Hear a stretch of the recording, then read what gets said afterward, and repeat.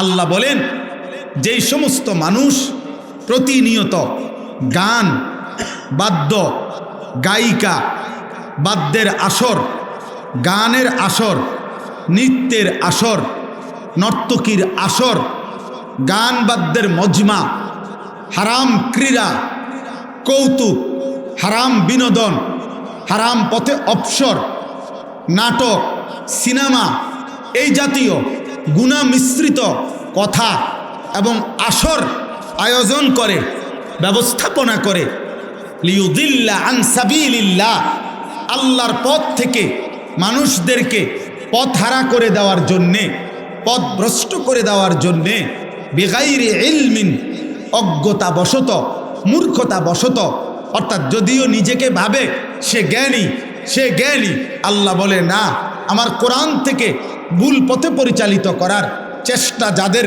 গানের দ্বারা, বাদ্যের দ্বারা, গায়িকার দ্বারা, গানের আসরের দ্বারা, নৃত্যের আসরের দ্বারা, নর্তকীর আসরের দ্বারা, হারাম অবৈধ গুনাহ মিশ্রিত আয়োজনের দ্বারা, আল্লাহ বলেন আমি আল্লাহ সাক্ষ্য দিচ্ছি ওরা মূর্খ ওরা।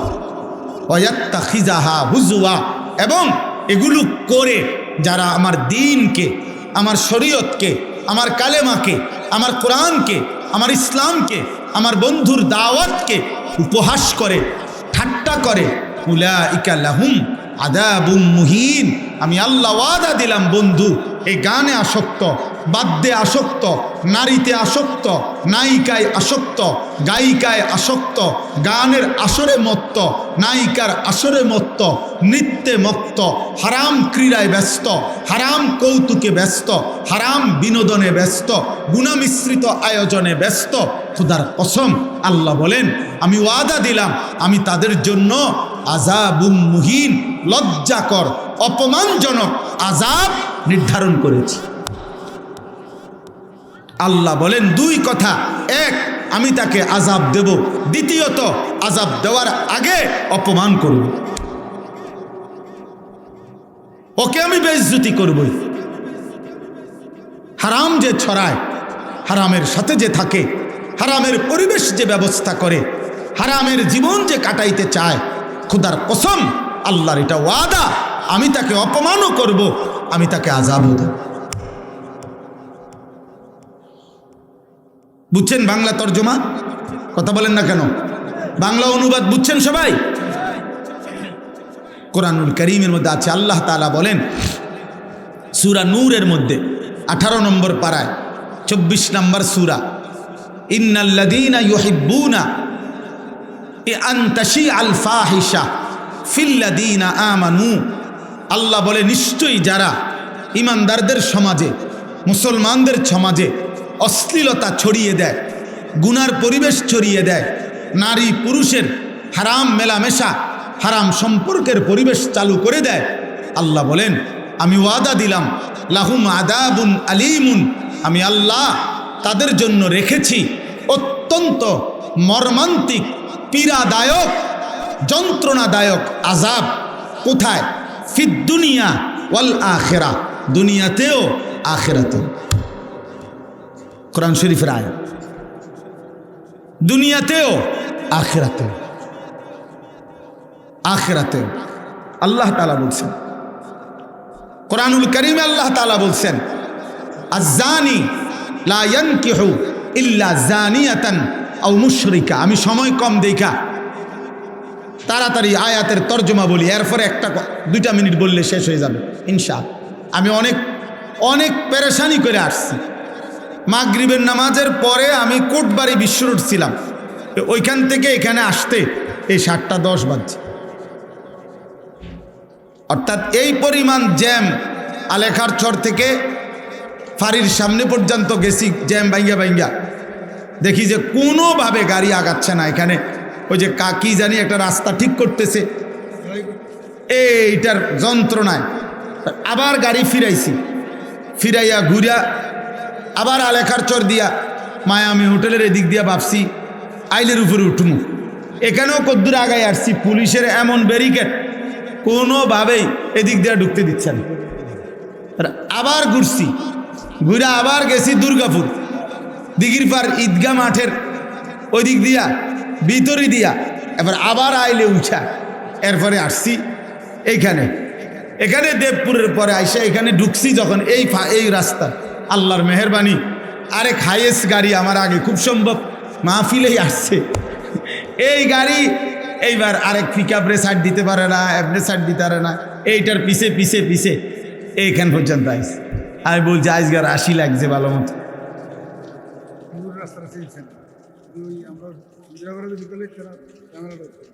একজন রাহাবারের জন্য অগণিতবার ফোন দিছি যোগাযোগ করছি অনুরোধ করছি একজন মোটরসাইকেল পাঠাইতে কিন্তু ওই যে হুজুর যে এলাকার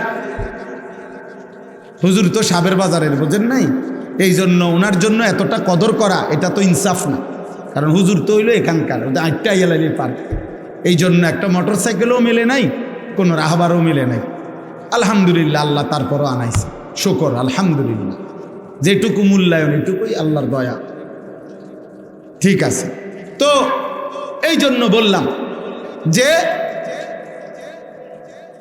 বুঝাইতে চাইলাম আল্লাহ তাআলা বলতেছেন এই আয়াতের মধ্যে এই কথা আল্লাহ বললেন কোরআনুল কারীমের মধ্যে এবার আরো শুনেন আল্লাহ তাআলা বলেন আফামিন হাদাল হাদিসে তা'জাবুন ওয়া তাদহাকুনা ওয়া লা তাবকুন ওয়া আনতুম সামিদুন মক্কার কুরাইশ কাফেরদেরকে আল্লাহ তাআলা ধমক দিচ্ছেন যে হে বেঈমান নাফরমান আমার বন্ধু তোমাদের সামনে আমার কোরআন পড়ছে অথচ তোমরা কোরআন না শুনে তোমাদের গান বাদ্যে ব্যস্ত থেকে তার সাথে তোমরা ঠাট্টা বিদ্রুপ করছো অথচ আল্লাহর কোরআন শুনে একবারও কাঁদছো না আমি আল্লাহ ওয়াদা দিলাম এর বদলা আমি নেব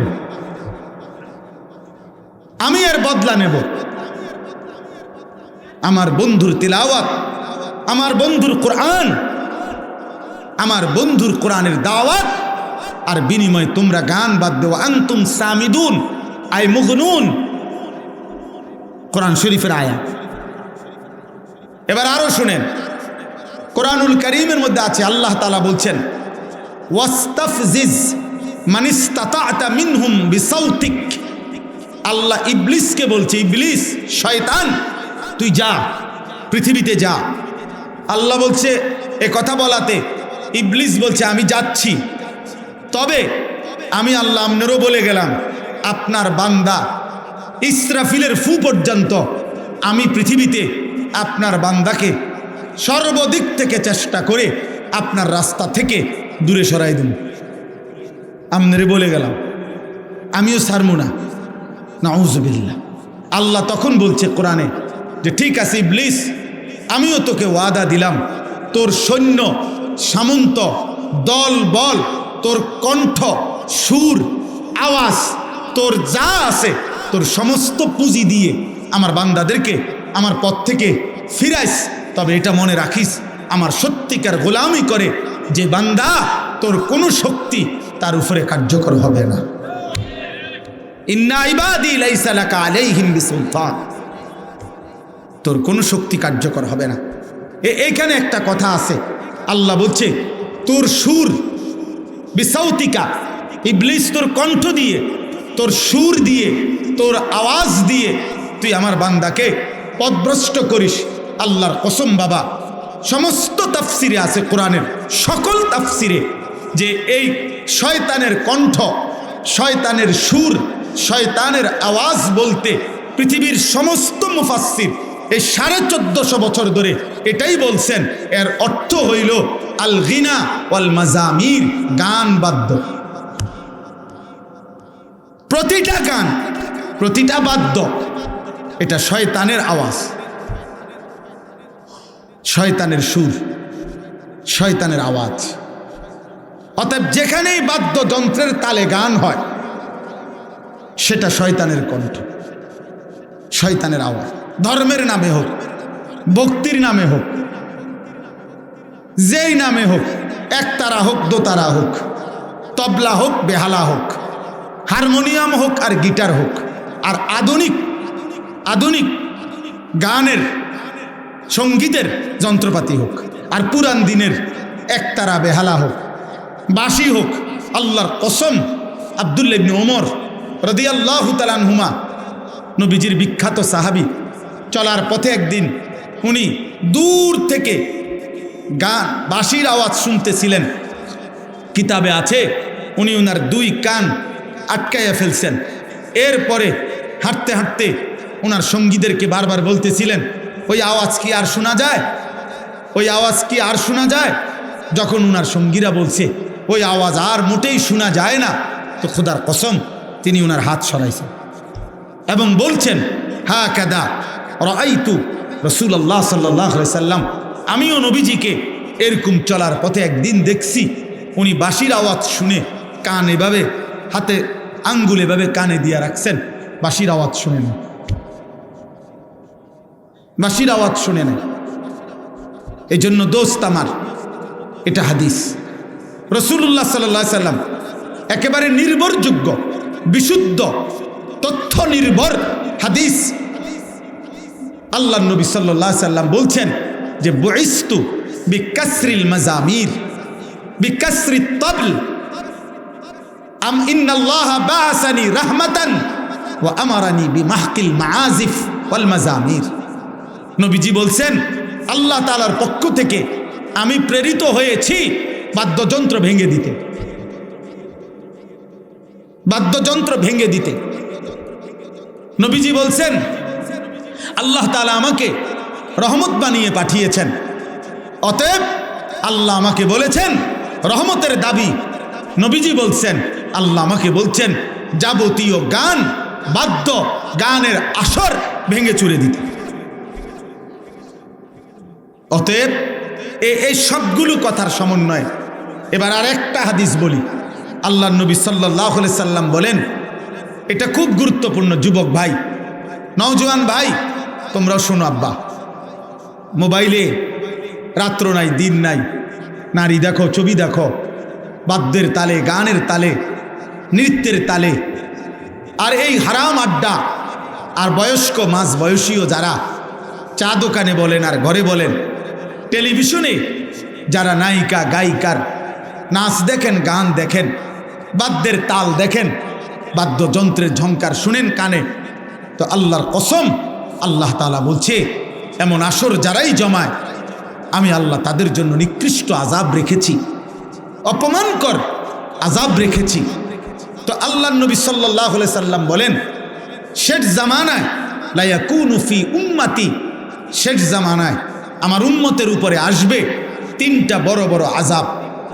কয়টা? আর 5টা মিনিট, এদিক সেদিক তাকায় না, 5 মিনিট সময়।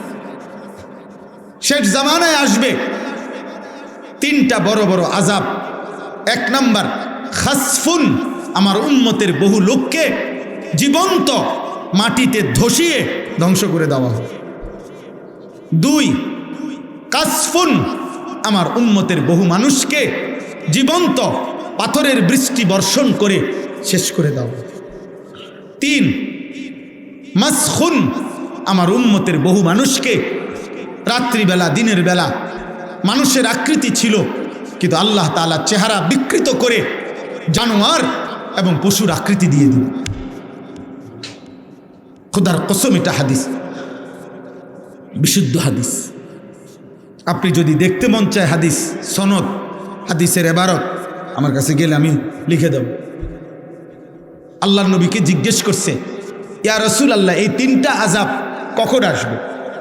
ভূমি ধসিয়ে দেওয়া হবে, পাথরের বৃষ্টি বর্ষিত হবে, চেহারা বিকৃত করে জানোয়ারের আকৃতি বানিয়ে দেওয়া হবে, কখন?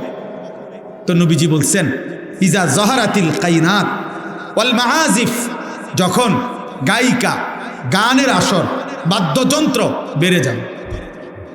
ওয়াস্তাহাল্লাতিল খামরা, মানুষ হালাল পানির মতো অবাধে মদ, নেশা পান করতে থাকবে। আল্লাহ রসুল বলছেন, তখন হয়তো কাউকে মাটি ধসিয়ে দেওয়া হবে, কারো পাথরের বৃষ্টি বর্ষিত হবে, কারো চেহারা বিকৃত করে জানোয়ারের আকৃতি বানিয়ে দেওয়া হবে। আল্লাহ আমাদেরকে হেফাজত করেন, আল্লাহ আমাদেরকে মাফ করেন। অতএব আজকে এতটুকুই খোলাসা কথা, আমার বন্ধু, আমার ভাই। এজন্য আমরা স্পষ্ট এটা বলতে চাই, কেউ যার যা গালি দোক, যে যা মনে কয় বলুক, কারো যাই ভালো লাগে আমরা বলুক, কিন্তু আমরা এই কথা স্পষ্ট বলি যে ধর্মের নামে, ভক্তির নামে, যেই কোনো নামে, যেই কোনো নামে, যেই কোনো নামে, যেখানে একতারা দোতারা, বেহালা সেতারা, বাদ্য বাজে, গান বাজে, এই বাজনা বাজাইয়া গানের তালে তালে সে যার কথাই বলুক, সৃষ্টিকর্তার কথা বলুক, আর অন্য কথা বলুক, আর নায়িকার কথা বলুক, আর নারীর ভালোবাসার কথাই বলুক, সবটাই হারাম, হারাম, হারাম। এটা হারাম, এটাই হারাম।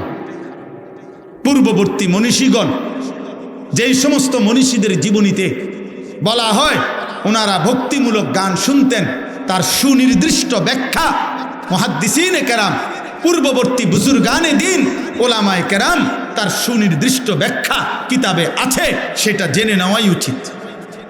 এজন্য আজকে আমি কিশোর ভাই, যুবক ভাই, প্রত্যেকের কাছে, আপনারা অনেকেই শুনছেন, সারা দেশের ওলামায়ে কেরাম, ইমানদার তৌহিদি জনতা, বিবেকবান প্রত্যেকটা মুসলমান একটি ঘটনায় খুব বেশি বেদনাহত হয়েছে।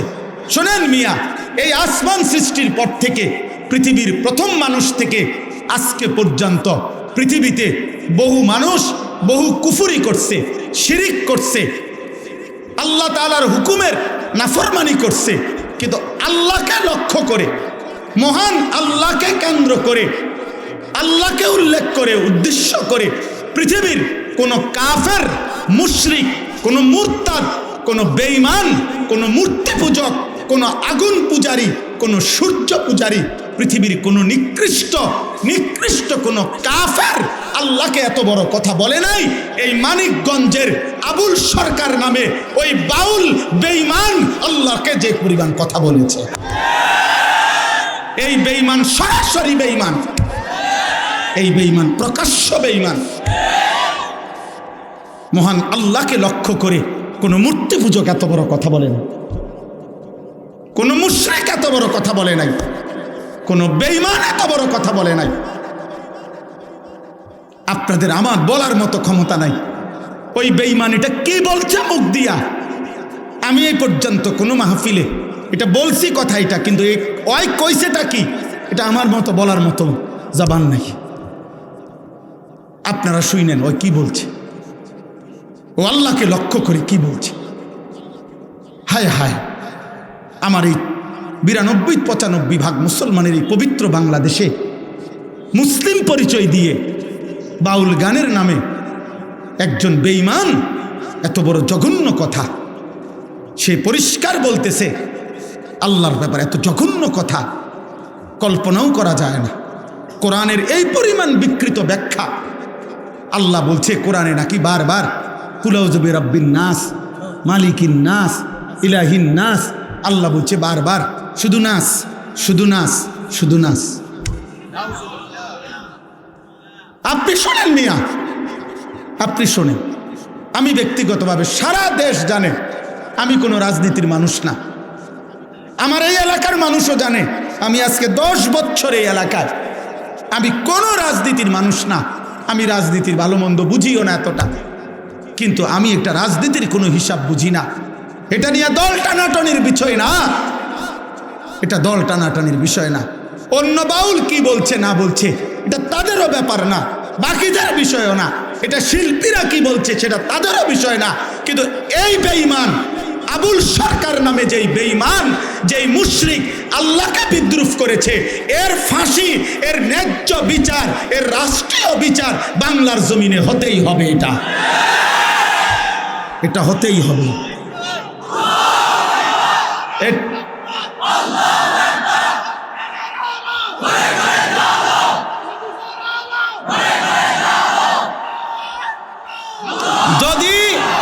যদি আপনাদের মধ্যেও কোনো মুসলমান শুনে থাকেন আর আপনার বিবেক যদি বলে এটা অন্যায় না, এটা অন্যায় নয়, আপনাদের বিবেক যদি বলে, তাহলে আমার বিচার ওই বাজারের মাঝখানে 4 রাস্তার মোড়ে যেই বিচার হবে আমি সেই বিচার মেনে নেব।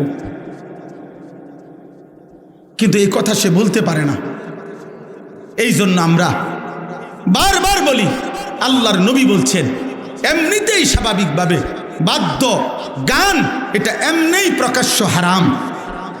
সেখানে এই বেঈমান বাংলাদেশে আপনার সারাটা জীবন এই বেঈমান, তার পিছনের অসংখ্য ভিডিও ক্লিপস খবরের কাগজ অনলাইনে আছে, যেখানে প্রতিনিয়ত যখনই ক্ষমতা বদলাইছে, যখনই যে ক্ষমতায় আসছে তার দালালি করে এই দালাল জীবনটা পার করছে।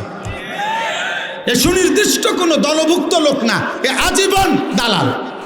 এক দালালরে বলছে তুমি বারবার দল বদলাও কা, কয় না আমি কোনো সময় দল বদলাই না, বরং সরকারের মধ্যে ক্ষমতায় বিভিন্ন দল বদলাইয়া যায়, আমি প্রত্যেকবারে যে দল ক্ষমতায় আমি সেই দলের দালাল।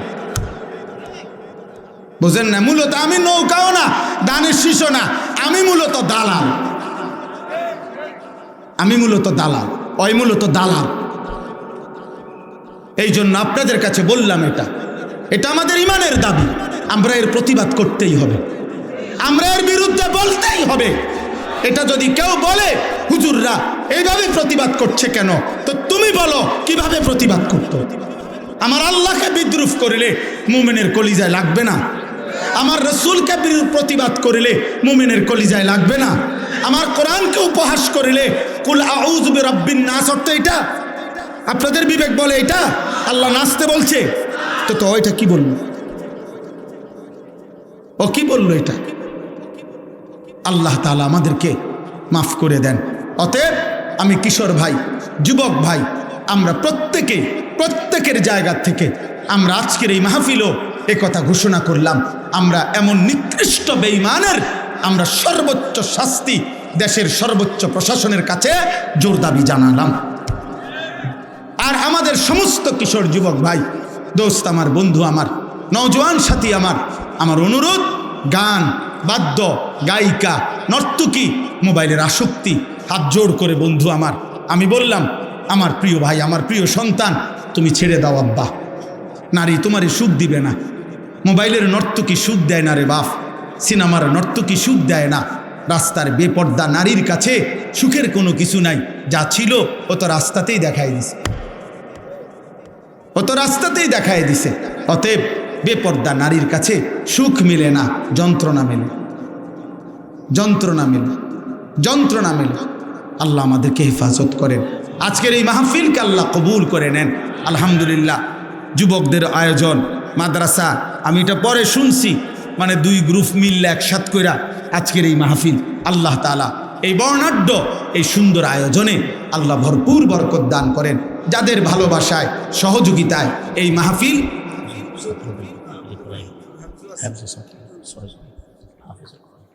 কখন দিবে?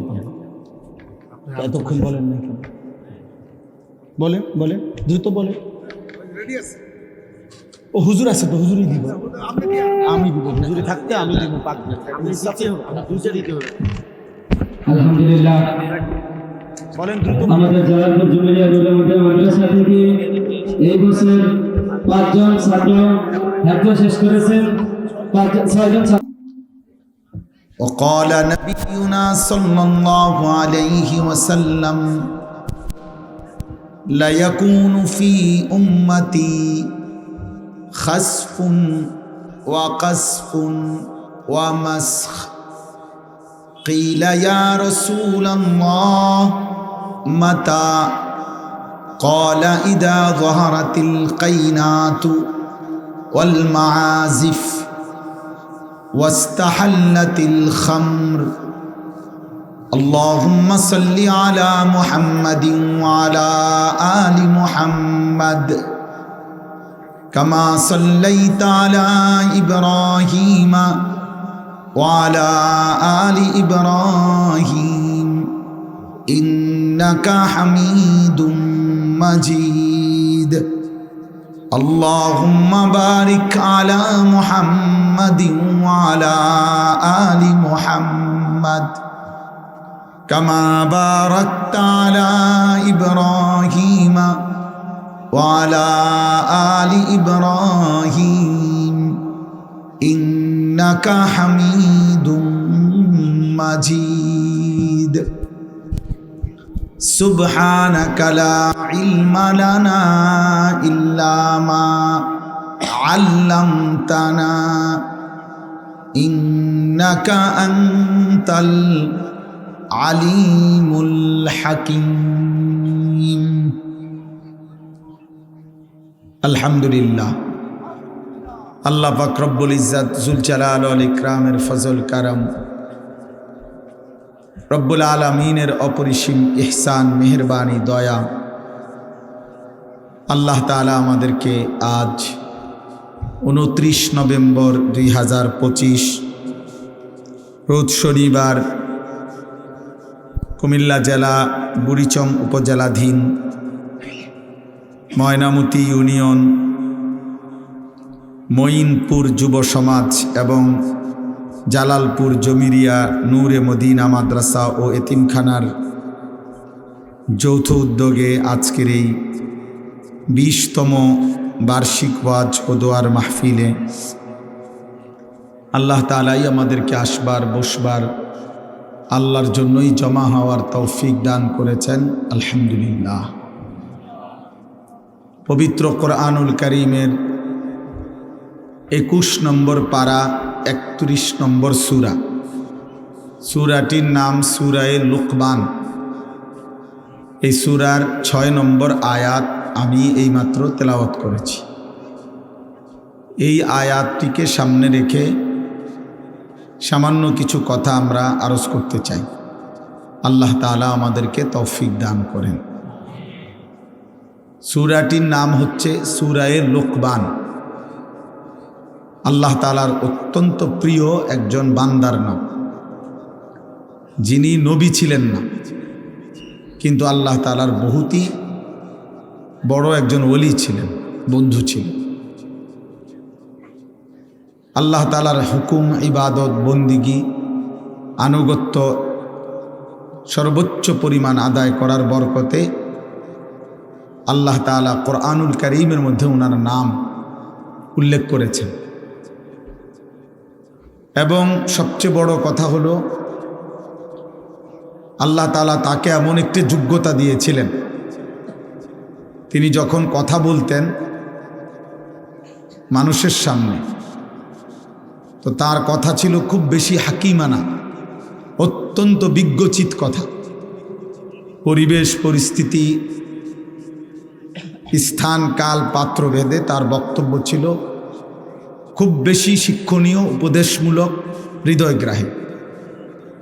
সবাই মিলে যারা মাশাআল্লাহ হাতে মোবাইল ধরে ভিডিও রেকর্ড বা এই নিয়ে ব্যস্ত আছেন, দোস্ত, একটা মাহফিল শেষ হয়ে যাবে, কিন্তু আশা করি আপনি কিছু বুঝবেন না। এই তামসা করতে করতেই এরকম হায়াত শেষ হয়ে যায়। কখনো কোনো বক্তার ছবি উঠাইলেন, কখনো কোনো বক্তা এখন মনে করেন অনেক মানুষ চিনে, আপনিও উঠাইলেন, এতে কিচ্ছু আসে যায় না। কোনো বক্তার সাথে কারো ছবি থাকলে এতে দুনিয়াও কেউ 2 পয়সা মূল্য দেয় না, আখেরাতও। যার যার ইমান আমল, যার যার চাল চলন, আচার ব্যবহার, আখলাক, চরিত্রের উপরেই ওই ব্যক্তির মূল্যায়ন। ছবি দিয়ে কোনো মূল্যায়ন হয় না। আপনি একদম ডোনাল্ড ট্রাম্পের সাথে ছবি উঠাইছেন দেখে মানুষে কোনো আপনারে ট্রাম্প কইত। আপনি বাংলাদেশের একদম বড় প্রেসিডেন্টের সাথে ছবি উঠাইছেন বলে মানুষে কোনো আপনারে প্রেসিডেন্ট কইত। তো কাজে আপনি যা মূল্যায়ন তা। আরবিতে বলা হয় ওয়াফিকা উয়ুবুন ওয়ালিন্নাসি আয়ুন। আরবি ভাষার এটা একটা প্রবাদ যে তোমারও দোষ আছে, মানুষেরও চোখ আছে। মানুষ আলোকে আলোই বলে, অন্ধকারকে অন্ধকারই বলে। মানুষ বাটফাররে বাটফারই কয়, নেককাররে নেককারই বলে। এই জন্য মানুষ মূল্যায়ন করতে ভুল করে না। কেউ হয়তো ক্ষমতা, পদ, পদবি, টাকা পয়সা ইত্যাদি ক্ষণিকের জন্য যদিও কোনো সম্মান আদায় করতে চেষ্টা করে, তো লোক দেখানো তাৎক্ষণিক উপস্থিত হতে পারে, কিন্তু আড়ালে মানুষ মন্দকে মন্দই বলে, অসৎকে অসৎই বলে। এই জন্য দোস্ত, আমার অনুরোধ, একটা মাহফিলের এই বিরাট আয়োজন, এই আয়োজনটা শুধু কেবল বুট বাদাম চটপটি আর এই মোবাইল ছবি ভিডিও রেকর্ড হই হুল্লুরে গেল গা, ফায়দা হলো না। কেউ 10 টাকা দিছে, কেউ 100 টাকা দিছে, কেউ 1000 টাকা দিছে, কেউ তার ক্যাশ থেকে 5টা টাকা দিছে, সওয়াবের আশায় দিছে, আখেরাতের আশায় দিছে। আমরা এই তামসা করার জন্য দেয় না। একটা মাহফিল সাজানোর মাকসাদ বুট বাদাম না, চটপটি বেচা না। এজন্য সমস্ত ছেলেকে আমি অনুরোধ করছি, আমাদের প্রিয় ভাই আবু তোহা মোহাম্মদ আদনান, এই ভাই অনেক সুন্দর কথা বলে, গঠনমূলক চিন্তাশীল কথা বলে। তাইলে উচিত যতজন আলোচক আলোচনা করবে ওনাদের আলোচনা শোনা। আর যদি কারো শুনতে মনে না চায় তো সে একদম চলে যাও। মাঝখান দিয়া বয়ানও শুনলাম না, চলেও গেলাম না, মাঝখানে তাইকে ফাইজলামি করলাম, কতক্ষণ বুট কতক্ষণ বাদাম, একবার গিয়ে চটপটি খাইলাম, আবার গিয়ে চা খাইলাম। যদি শুনি যে জোরে চিৎকার দিছে তো দৌড় দিয়ে আইলাম যে কিরে চিল্লাইলো, অথবা দেখলাম যে জোরে মনো স্লোগান দিছে, আরে মনো মাঠ গরম, আবার ঠান্ডা হয়ে গেছে তো আবার গেছে গা।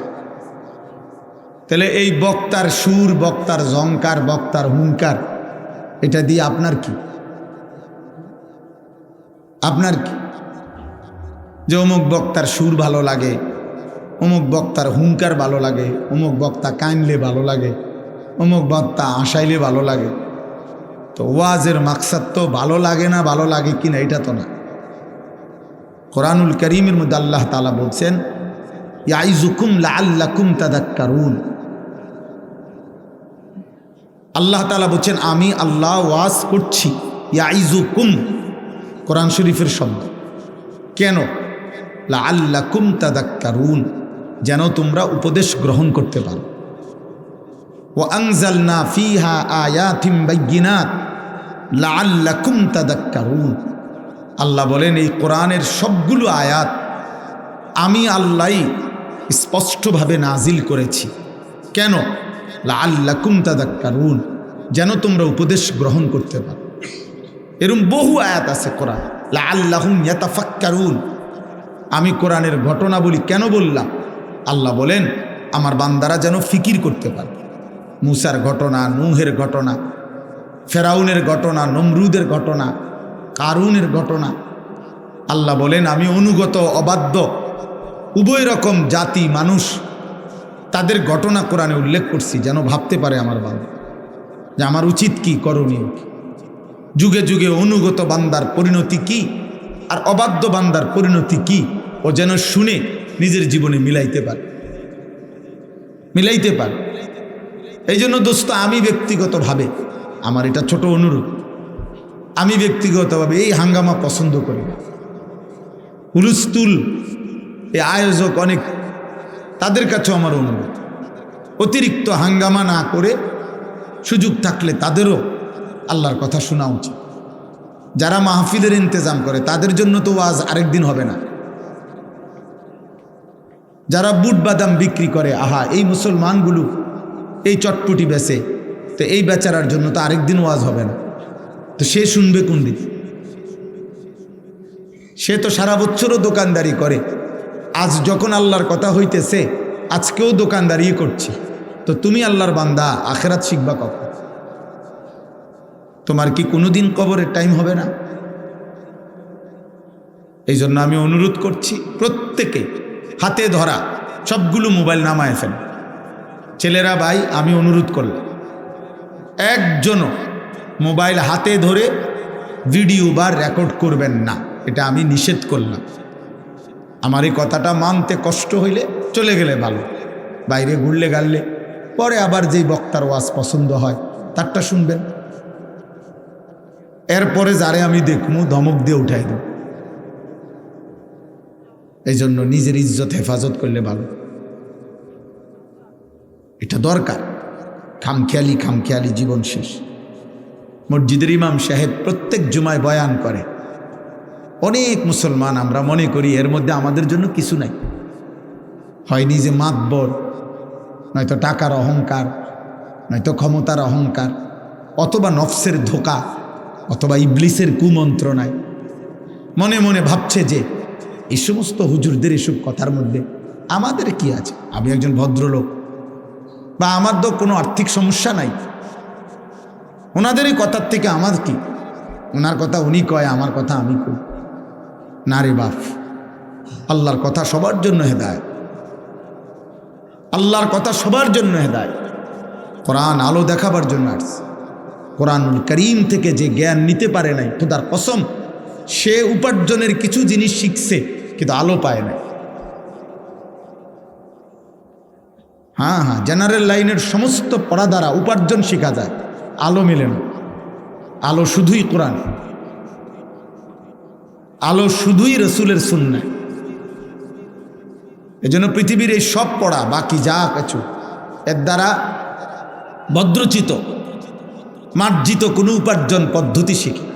যে উনি মাশাআল্লাহ এখন শিক্ষিত মানুষ, রোজগার করে, কথাবার্তা সুন্দর, চুল আশ্রয় রাখে, স্যুট বুট পরে এবং কাপড় চোপড়ে কথাবার্তায় সব কিছু স্ট্যাটাস মেনটেন করে চলে, এই হিসাবে রোজগার করে। আর আরেকজন মূর্খতার কারণে লুঙ্গি ফিন্দা আল্লাহ জাল্লা, হ্যাঁ, উনি হয়তো কোনো রকম নিয়ম নাই, কানুন নাই, সিস্টেম নাই, রোদে ফুরে বাতাসে ভিজে, পানিতে ভিজে রোজগার করে। এই তফাৎ আর কি, উপার্জনের মধ্যে একটু ভদ্রচিত পন্থা। কিন্তু আলো, খোদার কসম, শুধুই কোরআন। আলো শুধুই রাসূলুল্লাহ সাল্লাল্লাহু আলাইহি সাল্লামের সুন্নাহ, হাদিস, ওনার জিন্দিগি।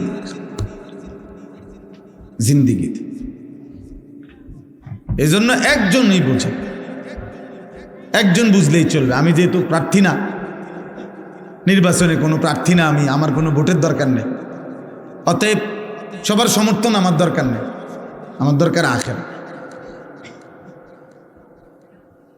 এই জন্য আমি একজনও যদি বুঝেন, জোয়ান ভাই তোমাদেরকেও বলি, ভাই শুধুই তামাশা, শুধুই নিজের মতো নিজের জীবন পরিচালনা করা। আমার কাছে এখন মন চাইতেছে আমি হুজুরের সাথে ছবি উঠামো, আমার মন চাইতেছে এখন হুজুরের গাড়িটা আমি ভিডিও করবো, আমার মন চাইতেছে হুজুর হাইটে আসতেছে আমি এটা ছবি উঠাবো। তো তোমার মনের চাওয়া, এটা তো তোমার মনের চাওয়া। তোমার মতো চুল রাখলা, তোমার মতো চলাফেরা করলা, তোমার মতো খাইলা, তোমার মতো ঘুমাইলা, তোমার মতো পছন্দ করলা। রাত বাজে 3টা, চোখে ঘুম নাই, সকাল বাজে 9টা, উঠবার কোনো নাম নাই। বের হইলা বিকাল 3টায়, ঘরে ফিরলা রাত 11টায়। কোথায় ফজর, কোথায় জোহর, কোথায় আসর, কোথায় মাগরিব, কোথায় এশা, কে মা কে বাবা, নারী, ছবি, অশ্লীল দৃশ্য, উলঙ্গ নাচ গান, অসৎ বন্ধুদের সাথে গালিগালাজ, জিনা, বেবিচার, মদ, জুয়া, এরই নাম যাদের জীবন। আল্লাহর কসম, এই জীবন জানোয়ারের জীবন, এই জীবন জানোয়ারের জীবন, জানোয়ারের জীবন, জানোয়ারের জীবন। আরো যদি বলি জঘন্য, এই জীবন কুত্তার জীবন। এটা কোরআন শরীফের আয়াত, কারো ঠিকের জন্য অপেক্ষা নেই। মানে এটা কেউ ঠিক না বললো এটাই ঠিক। এই জন্য আমি তো জিগাই নাই যে ঠিক কিনা, দেন না, আপনি ঠিক কিনার দরকার কি, আমি ঠিকই তো কইছি। তো কোরআন শরীফের আয়াত, আল্লাহ কোরআনে বলছে,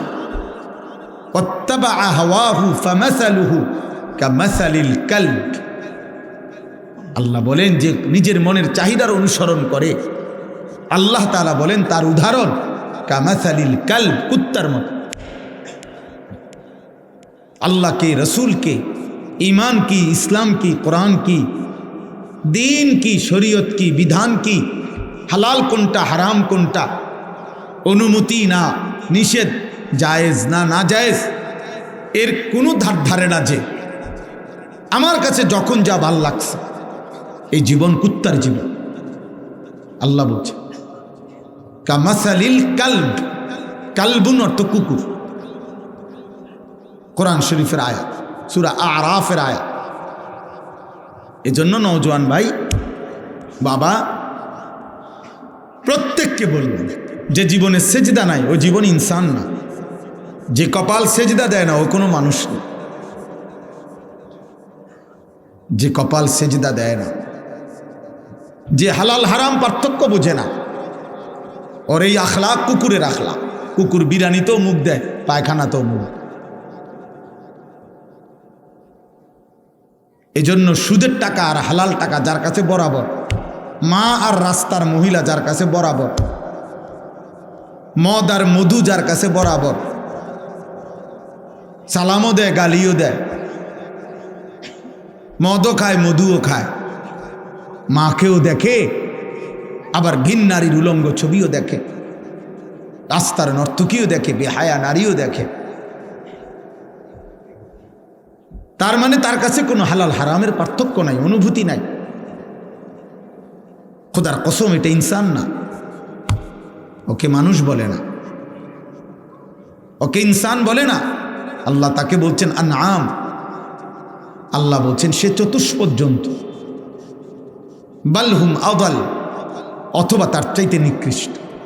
এজন্য মানুষ আর জানোয়ারের মাঝখানে কোনো প্রাণী নাই, মানুষ আর গরুর মাঝখানে কিছু নাই, মানুষ এবং ছাগলের মাঝখানে কিছু নাই, মানুষ এবং কুকুরের মাঝখানে কিছু নাই। এজন্য হয় মানুষ, নয় জানোয়ার, নয় জানোয়ারের চাইতে নিকৃষ্ট। মানে এ মানুষ না, তবে জানোয়ারের চাইতে উঠবে, এ মাঝখান দিয়া মিডল লেভেলে কিছু নাই, যে হে মানুষও না ছাগলও না, না, এর মাঝখানে কিছু না। এজন্য বাপ এক নৌজওয়ান, সুস্থ সবল, শরীর স্বাস্থ্য সব ঠিক আছে, হাতে পায়ে চোখ নাক কান, দেহের কোনো অঙ্গে যার কোনো রোগ নাই ব্যাধি নাই, এমন সুস্থ সবল, এমন মজবুত মানুষ আল্লাহকে একটা সেজদাও দেয় না, এক ওয়াক্ত নামাজ পড়ে না, তার চাইতে নিকৃষ্ট বেয়াদব এই জমিন আর কেউ।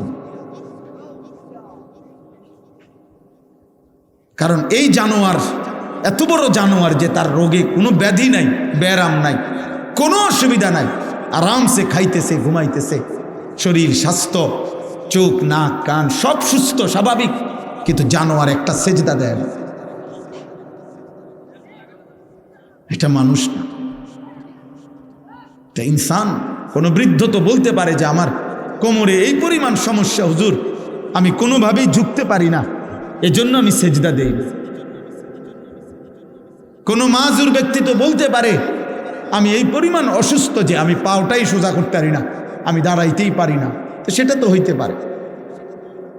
কিন্তু 18 বছরের 20 বছরের যুবক, 25 বছরের তাগড়া মানুষ, যার মাথার চুল থেকে পায়ের নখ পর্যন্ত কোথাও কোনো ব্যথা নাই, বেদনা নাই, জ্বর নাই, সর্দি নাই, কোনো ব্যারাম রোগ কিচ্ছু নাই, একদম তরতাজা মানুষ, আহা, এর পরেও যে একটা সেজদাও দেয় নাই, এক ওয়াক্ত নামাজ পড়ে নাই, নাফরমান তুই কোনো মানুষের বাচ্চা না।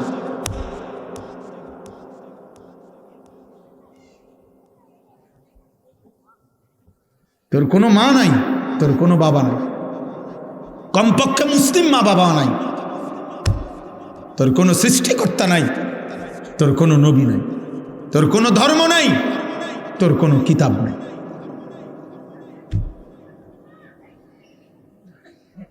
সাফ। এজন্য লজ্জা থাকলে, যদি মনে করো নিজেকে মানুষ, যুবক, আজকে সেজদা দাও। আর যদি বলো প্রতিবাদ করো, তো এখন দাঁড়াও, আমি আসি, অসুবিধা নেই, আমি তো অন্য এলাকার মানুষ না, এই এলাকার ছেলে, এখন তো আমি এই এলাকারই, ময়নামতিরই মানুষ, আমি তো সাবের বাজারেরই মানুষ। তো দাঁড়ান, প্রতিবাদ করো, নিজেকে ইনসান প্রমাণ করেন। ভাত খান থেকে ইনসান, খাবার খাইলে কুকুরে তো খাবার খায়, পেশাব পায়খানা করে দেখে ইনসান, তো কুকুরে তো পেশাব পায়খানা, উপার্জন করে দেখে ইনসান, না না, জানোয়ারও তো কিছু না কিছু উপার্জন করে, নাই তো সে খায় কেমন? কুকুর, আমরা কিতাবে পড়ছি, বাঘ ফেলে রাখা গোশত, জঙ্গলের বাঘ কখনোই খায় না, সে যতক্ষণ পর্যন্ত নিজের হাতে শিকার না করে সে খায় না। আত্মমর্যাদা খুব বেশি বাঘের। একটা পিঁপড়া পর্যন্ত তার খাবারের ইন্তজাম করে। ইন্তজাম না করলে কি খাবার খায় সে? পিঁপড়া নয়তো খাবার বহন করে নিয়ে। পৃথিবীর সবচেয়ে শক্তিশালী প্রাণী পিঁপড়া। হ্যাঁ হ্যাঁ, বাস্তবতাই। পৃথিবীতে সবচেয়ে শক্তিশালী প্রাণীকে পিঁপড়া, যে তার ওজনের চাইতে ভারী জিনিস বহন করতে পারে। হাতির সমান আরেকটা হাতি মাথা তুলে ধরত না। বুঝেন নাই কথাটা? বাঘের সমান আরেকটা বাঘ কান্দে লইতে পারত না। সিংহের সমান আরেকটা সিংহ কান্দে লইতে পারবে না। মানুষের সমান আমার ওজন যদি হয় 60-65 কেজি, আমার মাথা ঠিক 60-65 কেজির আরেকটা মানুষ দিয়ে দিলে এটা লই আমি আটতে পারতাম। কিন্তু পিঁপড়া তার চাইতে ওজন বেশি এমন জিনিস খাবার সে বহন করে নিয়ে যায়। এই জন্য দোস্ত, উপার্জন তো একটা পিঁপড়াও করে, পেশাব পায়খানা তো একটা জানোয়ারও করে। লজ্জাস্থানের চাহিদা এ তো জানোয়ারেরও পূরণ হয়, কুকুরেরও তো বাচ্চা হয়। তো কুকুরের যদি যৌন চাহিদা পূরণ না হয় তো বাচ্চা হয় কেন? গরুর যদি যৌন চাহিদা পূরণ না হয় তো বাচ্চা হয় কেন? অসংখ্য যুবক মাশাআল্লাহ চেহারা দেখলেই বোঝা যায়, আহা 2-4-6 মাসে কোনোদিন 5 ওয়াক্ত নামাজ পড়ছে কিনা তার কোনো নমুনা নেই। বেনামাজি দোস্ত চেহারা দেখলেই চিনা। চুল দিয়ে পুরুষের ফ্যাশন হয় না আব্বা। এই পৃথিবীর আমি চ্যালেঞ্জ করলাম, পরে পাইলে আমারে জানাইয়েন। এই পৃথিবীর কোনো জায়গায় কোনো কাফের, মুশরিক, কোনো বেঈমান, কোনো ইহুদি, কোনো খ্রিস্টান, কোনো মুরতাদ, পৃথিবীর কোনো দার্শনিক পণ্ডিত কোথাও লেখে নাই যে পুরুষের চুল বারবার ফ্যাশন করা, চুল নিয়ে পুরুষ ব্যস্ত থাকা, এটা পুরুষের একটা সৌন্দর্য চর্চা, এটা পৃথিবীর কোথাও নেই। চুল নিয়ে সৌন্দর্য চর্চা এটা নারীর শোভা। সর্বযুগে নারীর সৌন্দর্যের একটা বস্তু হলো নারীর চুল। নারীর চুল লোভনীয়, নারীর চুল সুন্দর, নারীর চুল একটা শোভা। যে নারীর চুল লম্বা সে নারীর সৌন্দর্য এটা। এজন্য যুগ যুগ ধরে নারী তার চুল সৌন্দর্যের জন্য পৃথিবীতে যত তেল আছে নারীর চুলের পুরুষের এত নাই। নারীর চুল আশ্রয়বার যত চিরুনি আছে পুরুষের জন্য এতটা নাই। পুরুষ চুল নিয়ে ব্যস্ত থাকবে। আজকে তোমরা এইভাবে এইভাবে এইভাবে তোমাদেরকে বেঈমান বলছে, তোর কাজে হলো সারাক্ষণ চুল নিয়ে ব্যস্ত থাকবা, শুধু মনে করবা আমার চুল আর কেমনে করলে আমার ভালো দেখা যাবে। না দোস্ত, প্রত্যেকটা চুল পাগল ছেলেকে হাফ লেডিস, অর্ধেক বেডি বানায় দিছে তোমাদের। আর আগামী 2-3 বছর তুমি এই তালে চললে আশা করা যায় ইনশাআল্লাহ তোমাকে ফুল লেডিস বানাইতে আর বেশি দিন লাগবে না। এবং বেঈমান রেডি করে রাখছে পরবর্তী প্রজেক্ট, যেটা সারা পৃথিবীতে চালু করে দিছে, সেটা হলো ট্রান্সজেন্ডার। বলে দিছে যে তুমি যে কোনো মুহূর্তে মন চাইলে আধুনিক পৃথিবীতে এটি একটা স্টাইল, যে বলে দিবা আমি যদিও ছেলে কিন্তু আসলে আমার মনে হয় আমি মেয়ে, আমি যদিও মেয়ে কিন্তু আসলে আমার মনে হয় আমি ছেলে। এই জন্য বেঈমান ইউরোপ থেকে এইটাকে ব্যাপকভাবে সারা পৃথিবীতে এই প্রপাগান্ডা, ট্রান্সজেন্ডার যেটাকে বলে, ছেলে বলবে আমি মেয়ে, মেয়ে বলবে আমি ছেলে, এই বেঈমান। কারণ ওরা বুঝছে ওর কাছাকাছি চলে আসছে, অগণিত ছেলেকে মেয়ে বানাইতে হবে। এই জন্য একজন বিবেকবান ছেলে তুমি যদি পাইয়া থাকো কোথাও আমার জানাইও। সাবের বাজার বিন্দাসর আমার মাদ্রাসা এই কাগজ পাঠাইও যে হুজুর আমি পাইছি যে পুরুষের চুলের চর্চা এটা পুরুষের শোভা, এটা এমক দর্শনে গবেষণায় লিখছে। আল্লাহ আমাদেরকে হেফাজত করেন। এজন্য দোস্ত আমার, বন্ধু আমার, আমি অনুরোধ করছি, আল্লাহকে ভুলে গেলে জীবন থাকে না, আখিরাতকে ভুলে গেলে জীবন থাকে না। বানানেওয়ালাকে ভুলে গেলে ও আর মানুষ থাকে না। রব ভুলে গেলে মানুষ হয় না, বাদন ছুটে গেলে মানুষ হয় না। আল্লাহ তাআলা বলছে, বান্দা আলহামদুলিল্লাহ রব্বিল আলামিন, আমি তোমার সৃষ্টিকর্তা, আমি শুধু বানিয়ে তোমারে ছেড়ে দেই নাই, 24 ঘন্টা আমার নিজ কুদরতি হাতে আমি তোমাকে রব্বিল আলামিন, আমি রব, আমি পালন কর্তা, আমি লালন কর্তা, আমি খাওয়াই, আমি ঘুম পাড়াই, রাত্রি অন্ধকার আমি বানাই, দিন আলোকিত আমি বানাই, 7 আসমান আমি বানিয়েছি, একটি সূর্য প্রখর আলোকিত আমি জ্বালিয়ে দিয়েছি, আমি আল্লাহ জমিন তোমার পায়ের নিচে বিছায় দিছি, আমি পাহাড়গুলো তোমার জন্য পেরেগের মতো স্থাপন করে দিয়েছি, আমি জোড়ায় জোড়ায় নারী পুরুষ তোমার জন্য আমি সৃষ্টি করেছি। আল্লাহ বলেন, বৃষ্টি আমি নামাই, জমিন থেকে ফুল ফসল আমি উঠাই, আমার বান্দা দিয়ে এক এক লোকমা খাবার তোমার মুখে পৌঁছাই আমি আল্লাহ, আর এর জন্য আমার গোটা সৃষ্টি আমি ব্যবহার করে থাকি। তুমি আমার হাতে, তুমি আমার হাতে। তুমি ভেবো না আমি দুর্বল, তুমি ভেবো না আমি দুর্বল, তুমি ভেবো না আমি দুর্বল।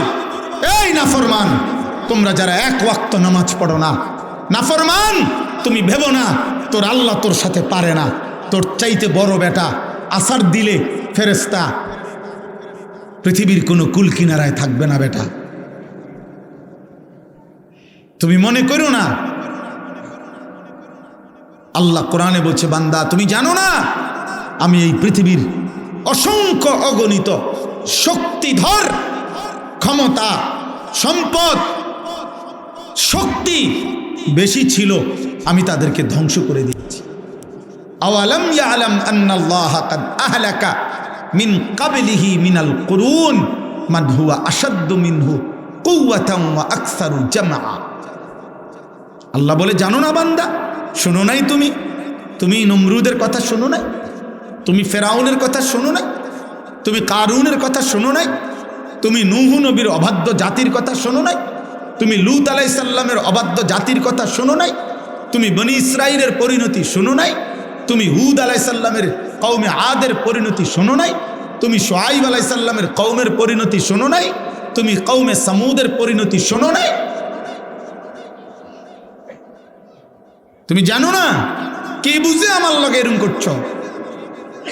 কি ভাবছো বান্দা? আয়াহসাবু আল্লা ইয়াকদির আলাইহি আহাদ। আল্লাহ বলে, ভেবেছো কি তোমার উপরে কারো ক্ষমতা নাই?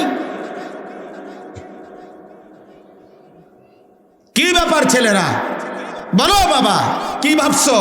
বাপ আর ডাকে না, মা আর ডাকে না, এই সমাজের কেউ তোমাদেরকে, অগণিত ছেলেকে, তোমরা এত দুর্ভাগা, বদনসিব। দিনের পর দিন নারী দেখো, ছবি দেখো, উলঙ্গ নাচ দেখো, এক ওয়াক্ত নামাজ পড়ো না, আখলাক নাই, চরিত্র নাই, রাত নাই, দিন নাই, নারী আর ছবি আর উলঙ্গ দৃশ্যে। কিন্তু তোমারে কেউ ডাকেও না, কেউ একটাবার বলেও না, হায় যুবক, হায় ছেলে, কিরে বাপ, তুই কে নষ্ট হয়ে যাইতেছ, তোর কা এরম চেহারা, তোর জীবন এমন কেন? মুসলমানের ঘরে জন্ম নিয়ে 365 দিনে তুমি কেন বাবা একদিনও ফজরের নামাজ পড়ো না? তোমারে কেউ বলে না। কারণটা কি? খোদার কসম, যার উপরে আল্লাহর লানত পড়ে, যার উপরে খোদার গজব পড়ে, তারে গোটা সৃষ্টি ঘৃণা করে, ঘৃণা করে বেটা, ঘৃণা করে বেটা। এজন্য তোকে তোর হাতে ছেড়ে দিস, যা পিছাতে ফির তার কপালে, যা বেটা, তুই খা নইলে ঘুমা বেটা, তুই খারাইয়া মত নইলে ঠ্যাঙ্গালগি দিয়া মত বেটা, যা বেটা, তোরে পৃথিবীর গণাতে ধরে না বেটা, যা বেটা, তুই বেড়ি দেখ নইলে উলঙ্গ ছবি দেখ, যা বেটা, তোরে ছাড়াও পৃথিবী চলবে বেটা। এটা খোদার লানত, এটা খোদার গজব, এটা আসমানওয়ালার গজব। নাই তো মাত্র 16 বছর বয়সী ছেলেটাকে এখন আর কেউ ডাকে না। এর চাইতে বড় আফসোস কি? মাত্র 16 বছর বয়সী মেয়েটাকে এভাবে বেপর্দা চলে প্রতিদিন, এত ছেলের সাথে হারাম সম্পর্ক, এত রঙ্গরসে সাইজা গুইজা মেয়ে বাজারে বাজারে ঘুরে, কেউ তাকে বলে না যে কিরে বোন, তুই না মুসলমান মেয়ে, তোমার ইজ্জত নাই, তোমার পর্দা নাই। তোমার সতীত্বের কদর নাই? কেউ বলে না। কোথায় মা, কোথায় তাইলে বাবা কোথায়, দাদা কই, দাদি কই, নানা কো, নানি কই, চাচা কই, চাচি কোথায়, মামা কোথায়, ফুফা কোথায়, খালু কোথায়? এতগুলো স্বজন কোথায় গেল? এতগুলো স্বজন বেঁচে থাকতে আপন সন্তান, আপন বংশধর এভাবে নষ্ট হয়ে যাবে, এভাবে চরিত্রহীন হয়ে যাবে? ও কি লাওয়ারিস? ওর অভিভাবক নাই, ওর কোনো অভিভাবক নাই। একবার ভাবেন, একবার। বহুত বড় আফসোসের বিষয় এটা, বহুত বড় আফসোসের বিষয়। আল্লাহ তাআলা আমাদেরকে মাফ করে দেন। কোরআনুল কারীমের আমি যে আয়াত পড়ছি, মহান আল্লাহ পাক বলেন, অমিনান নাসি মান ইয়াশতারি লাহওয়াল হাদিস। আল্লাহ বলে, বন্ধু, যেই সমস্ত পাপী, যেই সমস্ত নাফরমান